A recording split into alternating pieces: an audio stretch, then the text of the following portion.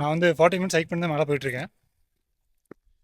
Hours கேரேஜுக்கு வந்து ஷான்காவில் ticket எடுத்துக்கலாம். உங்களுக்கு இந்த ஃபுசன் சிட்டியோட பர்ஃபெக்ட் ட்ராவல் எக்ஸ்பீரியன்ஸ் கிடைக்கணும்னா ஃபுசன் மெயின் ஸ்டேஷன்லேருந்து இந்த லெக் ஃபால்ஸ் வரைக்கும் நடந்து வாங்க த்ரூ ஆல்ஸ்டாட். அந்த ஆல்ஸ்டாட் ரூட்லேயே வந்தீங்கன்னா பயங்கரமான எக்ஸ்பீரியன்ஸ் அது. World's most photographed castle view பார்க்கறதுக்கு வந்து மரியன் ப்ரூக்கே அப்படின்னு சொல்லிட்டு ஒரு பிரிட்ஜ் தான் போகணும். இந்த பொலட் கார்ஜ் ரீச் ஆகிறதுக்கு வந்து ஒரு ஹைக்கிங் ட்ரையல் இருக்குது, அது கீழே போய் போகணும். அது இப்போ க்ளோஸ் பண்ணி வச்சுருக்காங்க. மேபி நெக்ஸ்ட் மந்த் அது ஓப்பன் பண்ணுவாங்கன்னு நினைக்கிறேன். நெக்ஸ்ட் டைம் வந்தால் நம்ம பார்க்கலாம் அதை.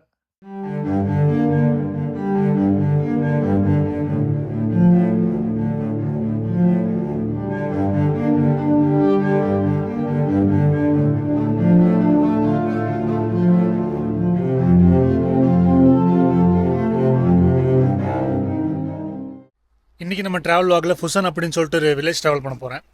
அது மட்டும் இல்லாமல் அங்கே ஒரு மோஸ்ட் ஃபோட்டோகிராஃப்டு கேசல் வியூ இருக்குது, அதுவும் பார்க்க போகிறேன் இன்றைக்கி.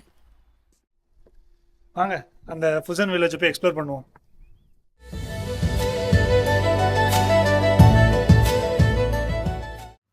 பவேரியன் டவுனில் லொக்கேட்டாக இருக்கிற ஒரு சின்ன வில்லேஜ் தான் இந்த ஃபுசன். இந்த ஃபுசன்லேருந்து ஒரு 1 கிலோமீட்டர் தள்ளி போனோம்னா நம்ம ஆஸ்திரியா பார்டர் ரீச் ஆகிடலாம். ஸோ இந்த பிளேஸ் பார்த்தீங்கன்னா ஆஸ்திரியா அண்ட் ஜெர்மன் பார்டரில் தான் லொக்கேட் ஆகிருக்கு. இன்றைக்கி நான் வந்திருக்கிற டைமும் வந்து இங்கே ஒரே க்ளவுடியாக இருக்குது. எப்போ மழை வரும்னு தெரில, மழை வர மாதிரி தான் இருக்குது ஃபுல்லாக. இந்த வில்லேஜில் இருக்கிற எல்லா பில்டிங்குமே நல்லா கலர்ஃபுல்லாக அப்புறம் டிஃப்ரெண்ட்டாகவும் இருக்குது. ஃபுசன் பார்த்தீங்கன்னா வந்து வயலின் மேக்கிங்கு ஃபேமஸ் அப்படின்னு சொல்லி ஒருத்தர் சொன்னார் இங்கே. இப்போ நீங்கள் பார்க்குற இந்த பிளேஸ் வந்து ஃபுசன் ஆல்ஸ்டாட். ஆல்ஸ்டாடுங்கிற ஜெர்மன் வேர்டுக்கு இங்கிலீஷ் மீனிங் பார்த்தீங்கன்னா ஓல்ட் டவுன். ஸோ இந்த ஜெர்மனியில் இருக்கிற most of the old town இந்த மாதிரி தான் இருக்கும். அவங்க ப்ரிசர்வ் பண்ணி வச்சுருப்பாங்க இந்த மாதிரி ஃபுல்லாக. எனக்கு பர்சனலாக இந்த காபிள் ஸ்டோன் ஸ்ட்ரீட்ஸ் ரொம்ப பிடிக்கும். Most of the German old டவுனில் பார்த்தீங்கன்னா இந்த மாதிரி காபிள் ஸ்டோன் ஸ்ட்ரீட்ஸ் இருக்கும். அதெல்லாமே பார்க்குறக்கும் இந்த ஈவினிங் வாக்குக்கும் நல்லாயிருக்கும். ஓல்ட் டவுனோட ஒரு சின்ன மினியேச்சர் வந்து பிரான்ஸில் பண்ணி அவங்க வச்சுருக்காங்க. இந்த மாதிரி most of the German old டவுனில் வந்து நம்ம பார்க்கலாம். அவங்க பிரான்ஸில் வந்து ஒரு மினியேச்சர் மாதிரி பண்ணி ஒரு முக்கியமான இடத்துல வச்சுருப்பாங்க. ஆல்ஸ்டாடோட ஒரு முக்கியமான இடத்துல ப்ளேஸ் பண்ணி வச்சுருப்பாங்க. ஜெர்மனியில் இந்த மாதிரி 24/7 வெண்டிங் மிஷின் ஸ்டோர் நிறையா பார்க்கலாம். ஆனால் இந்த வெண்டிங் மிஷின் ஸ்டோர் வந்து கொஞ்சம் பெருசாக இருக்குது. இங்கே பார்த்தீங்கன்னா hot drinks, gold drinks, chocolates, அப்புறம் ஐஸ்கிரீம்ஸ் இருக்குது. அப்படியே உள்ளே போனால் இன்னொரு செக்ஷன் இருக்குது, அங்கே வந்து பாப்கார்ன் மிஷின் வச்சுருக்காங்க.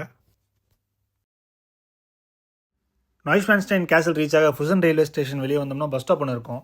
அங்கே பஸ் நம்பர் 78 வரும், ஹோவன்ஸ்வாங்கவ் கேசல்ஸ் அப்படின்னு சொல்லிட்டு. அந்த பஸ் பிடிச்சோம்னா நம்ம கேசல் பக்கத்தில் போயிடலாம். இப்போ பஸ் வந்து ஸ்வான்காவ் அப்படின்னு சொல்லிட்டு ஒரு பிளேஸில் வந்து நிறுத்தியிருக்காங்க. அப்புறம் இங்கேருந்து மறுபடியும் நம்ம நடந்து போனோம். இங்கே கிளைமேட் கொஞ்சம் சேஞ்ச் ஆயிடுச்சுங்க. கோல்டாக இருந்துச்சு, திடீர்னு பார்த்தா இங்கே சன் வெளியே வர ஆரம்பிச்சிருச்சு. ஸோ வாக்கிங்க்கு நல்லாயிருக்கு இப்போ கிளைமேட்டு. ஜெர்மன் ஸ்நாக்கான பிராட் டோஸ்ட் ட்ரை பண்ணலாம் அப்படின்னு சொல்லிட்டு ஷான்காவ் என்ட்ரன்ஸில் ஒரு ரெஸ்டாரண்ட் இருக்குது, அங்கே தான் வந்தேன். வந்து இங்கே வெயிட் பண்ணிருக்கேன் க்யூவில். பிராட் டோஸ்ட்டுங்கிறது ஒன்றும் இல்லைங்க, இந்த மாதிரி 2 மண்ணுக்கு நடுவில் சாசேஜை வந்து நல்லா ரோஸ்ட் பண்ணி இந்த உஸ் சாஸ் எல்லாம் போட்டு கொடுப்பாங்க, அவ்வளோதான். அதுதான் அந்த பிராட் டோஸ்ட் அப்படின்வாங்க. டேஸ்ட் ஓரளவுக்கு டீசெண்டாக தாங்க இருக்குது, ஓகே தான். ஷான்காவ்லேருந்து நாய்ஸ்வான்ஸ்டைன் கேசல் ரீச் ஆக 2 இருக்குது. ஒன்று வந்து ஹார்ஸ் கேரேஜ், அப்புறம் இன்னொன்று வந்து ஒரு 40 மினிட்ஸ் ஹைக் பண்ணி மேலே வரணும். நான் வந்து 40 மினிட்ஸ் ஹைக் பண்ணி தான் மேலே போயிட்டுருக்கேன். ஹார்ஸ் கேரேஜுக்கு வந்து ஷான்காவில் டிக்கெட் எடுத்துக்கலாம். இந்த ஹார்ஸ் கேரேஜில் போகிறதுக்கு ஷான்காவ்லேருந்து கேசல் வரைக்கும் 5 யூரோ. கேசல்லேருந்து திருப்பி ஷான்காவ் போகிறக்கு வந்து 3.5 யூரோ. ஏன்னா அது இறக்கன்றனால 3.5 யூரோ தான் சார்ஜ் பண்ணுறாங்க ரிட்டர்ன் ஜேர்னிக்கு.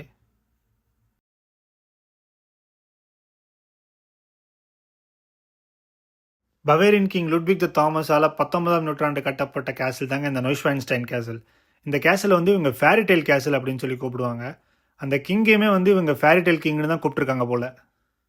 நான் இன்றைக்கி இந்த கேசலுக்குள்ளே போக போகிறது இல்லைங்க, ஏன்னா நான் ஆல்ரெடி 1 இயருக்கு முன்னாடி இந்த கேசலுக்குள்ளே கைடட் டூர் அப்போ வந்தேன். ஒரு 20 மினிட்ஸ் கைடட் டூர் கொடுத்தாங்க இங்கிலீஷில். ஸோ இந்த பவேரியன் ஹிஸ்ட்ரியும் இந்த கேசல் பற்றியும் சொல்லுவாங்க. உங்களுக்கு இந்த பவேரியன் ஹிஸ்ட்ரி அண்ட் கேசலை பற்றி தெரியணுன்னா நீங்கள் உள்ள கைடட் டூர் எடுத்து போகலாம், அது வர்த்து தான். பட் உங்களுக்கு அதை பற்றி எதுவும் தேவையில்லை, நீங்கள் வெறும் கேசல் மட்டும் விசிட் பண்ணால் கேசல் மட்டும் வந்து விசிட் பண்ணலாம். அந்த கேசலோட என்ட்ரி பாயிண்டில் தான் வந்து கைடட் டூர் ஸ்டார்ட் ஆகும். ஸோ நம்ம டிக்கெட் வாங்கி செக் பண்ணிட்டு உள்ளே கைடட் டூருக்கு விட்டுருவாங்க. இந்த கேசலுமே வந்து ஒரு மலையில் லொக்கேட் ஆகிருக்கிறனால இந்த மலையிலேருந்து பக்கத்தில் இருக்கிற எல்லா மலைகளோட வியூஸும் நமக்கு நல்லா தெரியும். இன்னும் ப்ராப்பர் சம்மர் ஸ்டார்ட் ஆகிறதுனால இங்கே க்ரீனாக இல்லை. நான் லாஸ்ட் டைம் ஜூனில் வந்தனால அந்த டைம் எல்லாமே வந்து ஃபுல்லாக இந்த பார்ட் எல்லாமே க்ரீனாக இருந்தது. இங்கே பார்த்தீங்கன்னா நல்லா தெரியும் இன்னுமே இந்த மலையோட ஒரு பார்ட் வந்து அந்த கேசல் எப்படி அட்டாச் ஆயிருக்கு அப்படின்னு.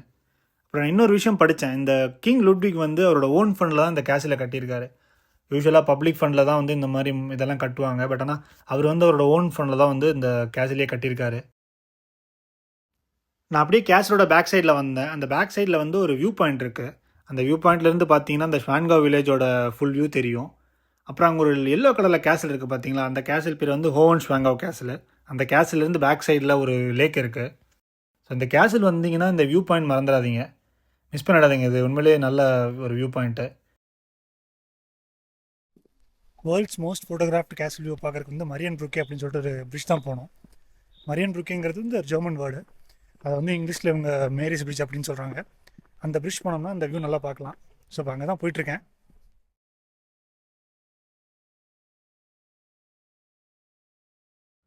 கேசல்லேருந்து மரியன் ப்ரூக்கே ரீச் ஆக ஒரு 20 மினிட்ஸ் ஹைக் பண்ணி வரணும். இந்த வின்டர் டைமில் வந்து இந்த பிரிட்ஜ் க்ளோஸ்டாக இருக்கும். ஸ்னோலாம் இருக்கிற டைம் வந்து இதை ஓப்பன் பண்ண மாட்டாங்க, இது க்ளோஸ் பண்ணி வச்சுருப்பாங்க. திருப்பி சம்மரில் தான் வந்து இந்த பிரிட்ஜ் ஓப்பன் பண்ணுவாங்க. பிரிட்ஜோட ரைட் சைட் பார்த்தீங்கன்னா ஒரு வாட்டர் ஃபால்ஸ் தெரியும். அந்த வாட்டர் ஃபால்ஸ் பேர் வந்து பொல்லட் கார்ஜ். இந்த பொல்லட் கார்ஜ் ரீச் ஆகிறதுக்கு வந்து ஒரு ஹைக்கிங் ட்ரையல் இருக்குது, அது கீழே போய் போகணும். அது இப்போ க்ளோஸ் பண்ணி வச்சுருக்காங்க. மேபி நெக்ஸ்ட் மந்த் அதை ஓப்பன் பண்ணுவாங்கன்னு நினைக்கிறேன். நெக்ஸ்ட் டைம் வந்தால் நம்ம பார்க்கலாம் அதை.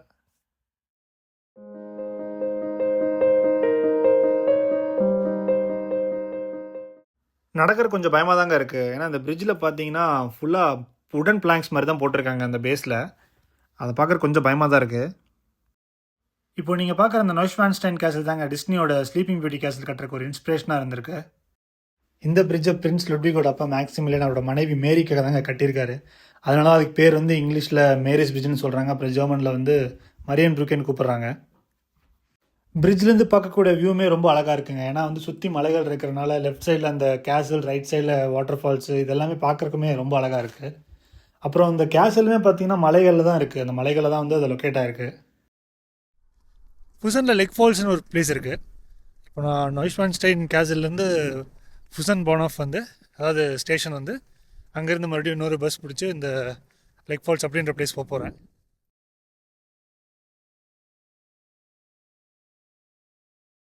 ஃபுசன் மெயின் ஸ்டேஷன்லேருந்து லெக் ஃபால்ஸ் ரீச் ஆக ஒரு 10 மினிட்ஸ் ஆச்சு.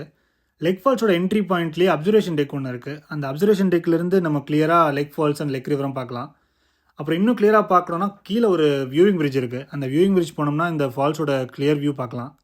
உங்களுக்கு இந்த ஃபுசன் சிட்டியோட பர்ஃபெக்ட் ட்ராவல் எக்ஸ்பீரியன்ஸ் கிடைக்கணும்னா ஃபுசன் மெயின் ஸ்டேஷன்லேருந்து இந்த லெக் ஃபால்ஸ் வரைக்கும் நடந்து வாங்க த்ரூ ஆல்ஸ்டாட். அந்த ஆல்ஸ்டாட் ரூட்லேயே வந்தீங்கன்னா பயங்கரமான எக்ஸ்பீரியன்ஸ் அது.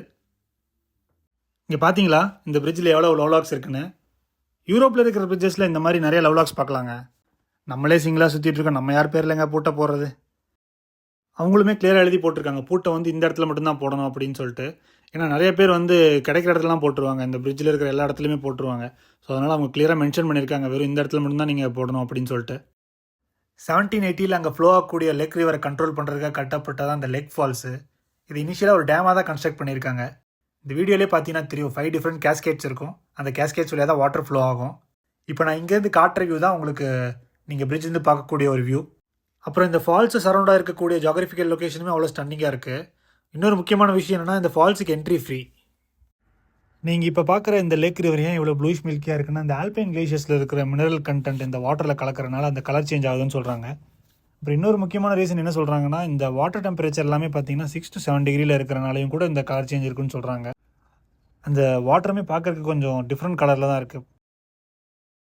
இந்த பிரிட்ஜிலேருந்து பார்க்கக்கூடிய அந்த 2 சைடு வியூவே நான் ஒரு சின்ன வீடியோ ஸ்னிப்பட்டாக போகிறேன், நீங்களே பாருங்கள்.